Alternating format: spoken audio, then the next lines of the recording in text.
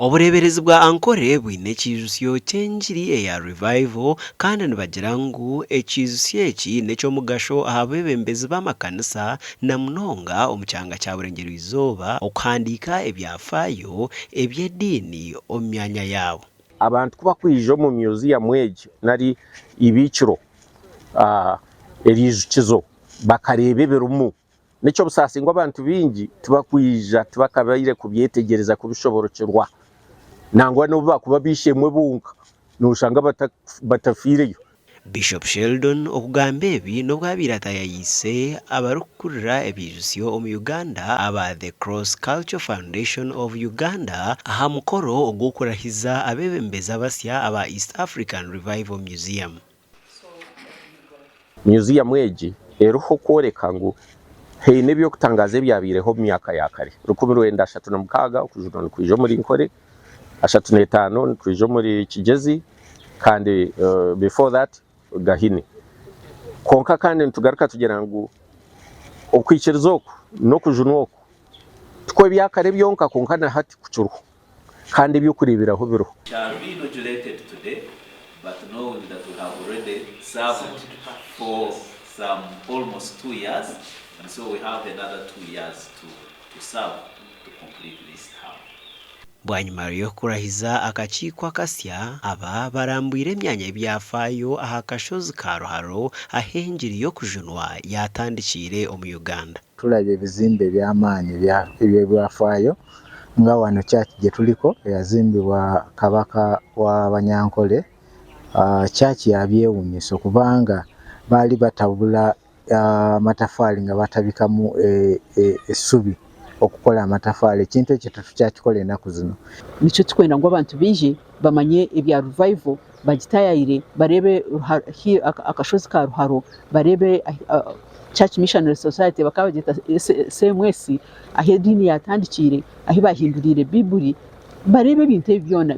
Aba bahikire aha mwanya oguruho ekanisa y'okubanza ahari Kamukuzi kandi hariho n'ebituuru eby'abantu biira bakozire ebyafaayo nka God ayisirwe abantu omuri Ibanda ahabw'okuhakanisa emishoro y'abajungu. Ebintu ebi nibyenda tubitemu amaani mengi nkabire ntera omuranga ngu n'abeebembezi abandi ab'ekanisa abeebembezi ab'eby'amadini turebe ebyafaayo byaitu tugume tubibike. Twashanga ngo hariho ebintu byingi ebikuconnectingana na Ankole diocese tumu Uganda honka kurekana na heru y'ihanga. Ekintu kimwe ekikero kuburamu n'ekintu kyo kuhandiika ninga kitwakwesera mu rujungu documentation ya history yitu ekukwatagana aha bya revival ninga eddiini. Omugandi Right Reverend Barnabas Biishopu or Biishopu omazirwe kwemekwa ahabw'obureberezi bwa West Rwenzori ashabire abiikiriza okukwatanisa hamwe baba nibenda entunguuka omu bureberezi bwabo. Ebi abigambire obwabiire natongozaho oruramburo rw'abeebembezi hamwe n'okutaho emikono abakristaayo 84 aha All Saints Parish omu tawuni ya Bundubujo. We all along we have been known as Archdiaconary, Umadu Archdiaconary, Kisopa Archdiaconary, Ubandi Archdiaconary, and many others.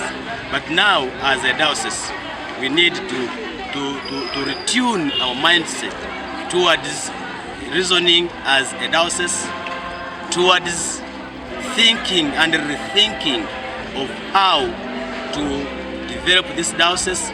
Choosing All Saints to be the first place of his pastoral visit and confirmation, it has really given me a lot of courage, a lot of joy and excitement, and I want to thank the Lord so much for this function which has brought thousands of people, and over 83 members have been confirmed in our faith, 84, and I'm privileged that I've been the yardstick for the whole diocese. People will be learning from how we have organized it. Honorable Richard Gafabusa ori omunyeshenjero wa Bwamba County ahikira aha mukoro ogu nagira ngu n'abeebembezi nibateekwa kukorera hamwe okurebuka ngu obureberezi obu bwatunguuka. And I think the message augurs well with the message we have been telling the people as elected political leaders. So I think we are going to work with the Bishop very well, because our message and his message seems to be the same, and I think we are going to really work with him very, very much. Ndi Michael Tumwachire na Gilbert Mhanguzi, Hawa TV West.